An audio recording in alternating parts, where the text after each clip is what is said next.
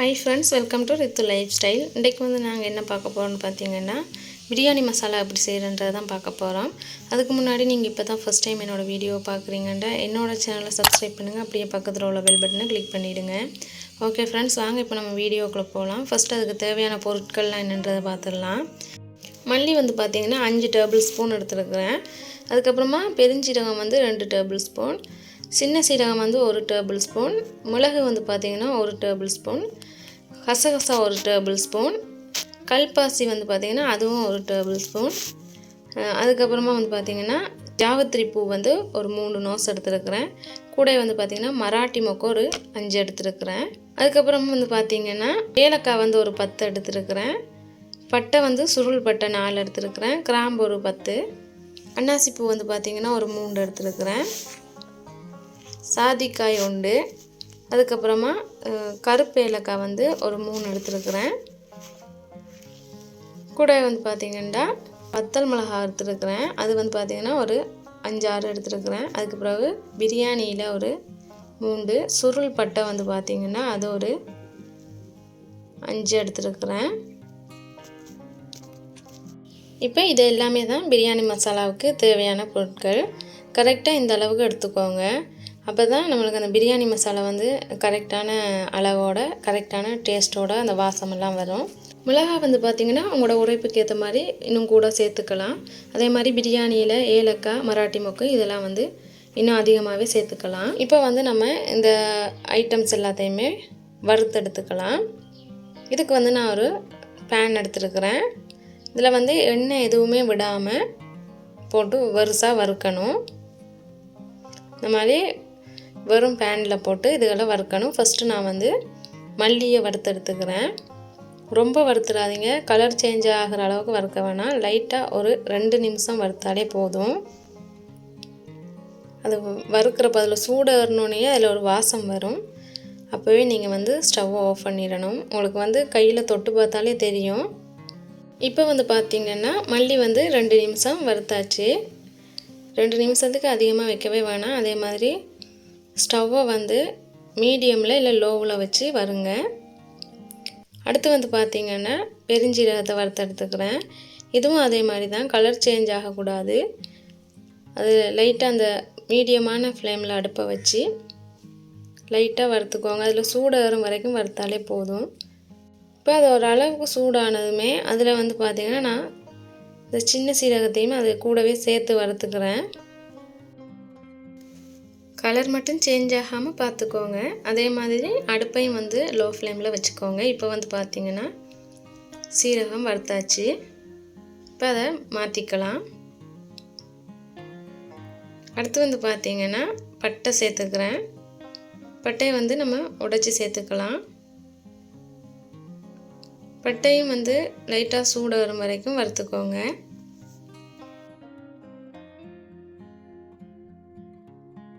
இது பார்த்திங்கன்னா ஏன் எல்லாத்தையும் வறுத்து போடுறோன்னா, வறுக்காமல் கூட போடலாம் பட்டையெல்லாம்.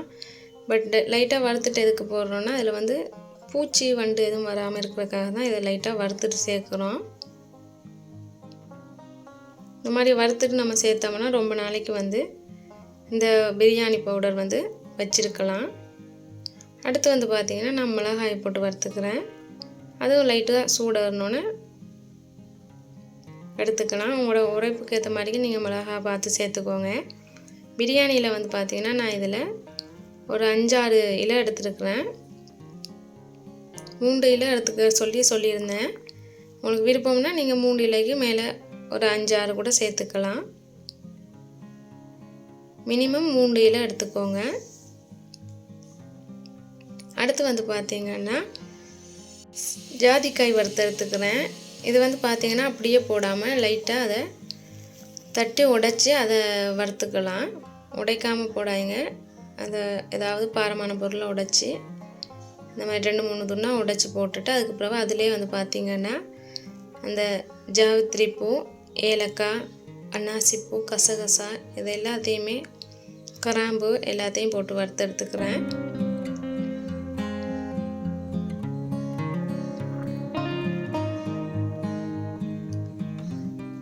இதுவும் பார்த்திங்கன்னா ஒரு 2 நிமிஷம் வறுத்துட்டு எடுத்துக்கலாம்.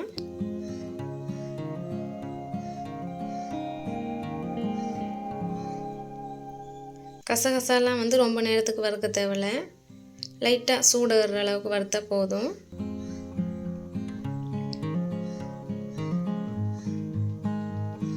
ஓகே, இப்போ வறுத்தாச்சு. இப்போ இதையும் எடுத்துக்கலாம்.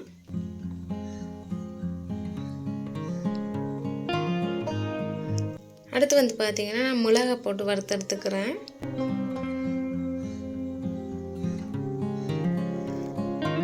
மிளகு வந்து சூடாறினதுமே அதோட வாசனை வரும்.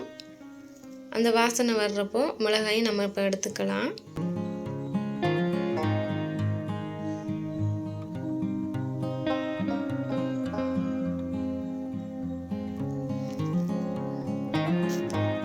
ஓகே ஃப்ரெண்ட்ஸ், அடுத்து வந்து பார்த்திங்கன்னா மராட்டி மொக்கு போட்டுக்கிறேன்.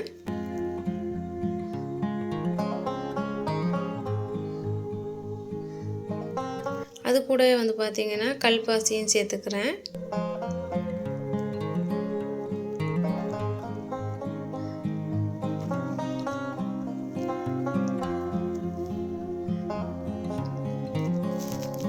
இப்போ இதெல்லாம் வந்து நல்லா சூடாறினதும் இதையும் எடுத்துக்கலாம். இந்த மாதிரி நீங்கள் கல்பாசியை கையில் எடுத்து பார்த்தீங்கன்னா உடையும். நல்லா மொறுமொருண்டு அப்படியே கசக்குனாலே நல்லா உடஞ்சி வர்ற மாதிரி பதத்துக்கு வந்தோடனே இப்போ இதையும் நம்ம எடுத்துக்கலாம். இப்போ வந்து பார்த்திங்கன்னா எல்லா பொருளையும் வறுத்தெடுத்தாச்சு. இப்போ இது எல்லாத்தையும் சூடு ஆறும் வரைக்கும் வைக்கணும்.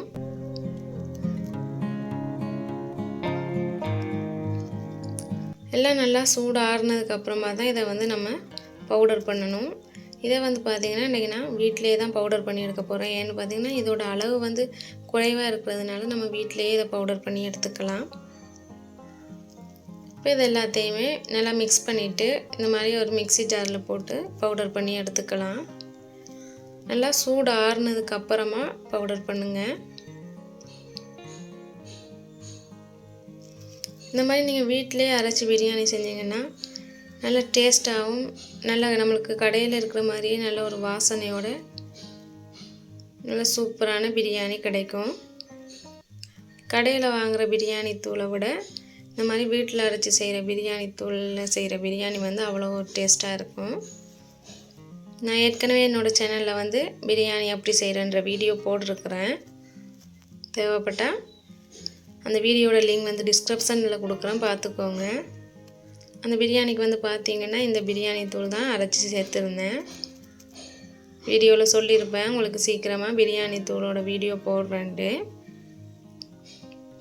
இப்போ பவுடர் பண்ணிவிட்டு வந்து எப்படி இருக்குன்றதை பார்க்கலாம்.